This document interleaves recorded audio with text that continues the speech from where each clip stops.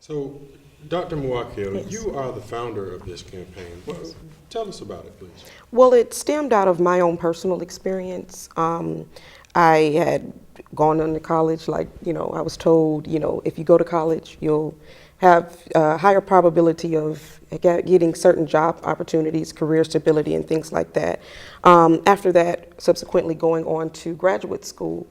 And after graduating with my doctorate in about 2010, I was faced with basically being in an environment that was new to me. Prior to that, I was able to get a job very easily. But around that time, I noticed that I was faced with things like overqualification, a bigger competitive market where a lot of people also had higher education degrees.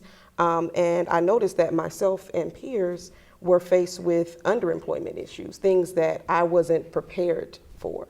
You go to college, you're going to increase your chances of getting employment, but I don't think that many of us are prepared to utilize skills that we have, that we've acquired in college to be innovative, as Senator Bullard said. It's more so the focus is get a job in your field, but what happens when you don't?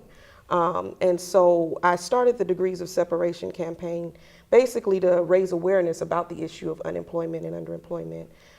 Statistically, you see about over half of college graduates under 25 are faced with underemployment, over 53%. And when you're talking about African American college graduates, unemployment is double. So where you have maybe about a 6% unemployment for college graduates across the board, African Americans is about a 12%. And with underemployment, it's at 60%. And so these things are not really addressed, I feel, as they should be. And I wanted to kind of raise awareness about the issue. Wow, it's amazing that these are the students or the people who have taken the advice of all of the leaders who say that education is the way to go, and if you do that, you'll have that success. We still believe that here, in the College of Education, absolutely. But I thought it was very interesting what you said about aligning the skills that you've acquired, whether or not they've been acquired as a part of your degree program or just acquired.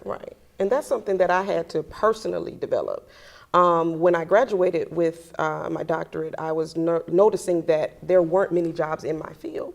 So I had to seek jobs, seek employment in areas that had nothing to do with what I had been trained to do. But I noticed, wait a minute, I do have skills.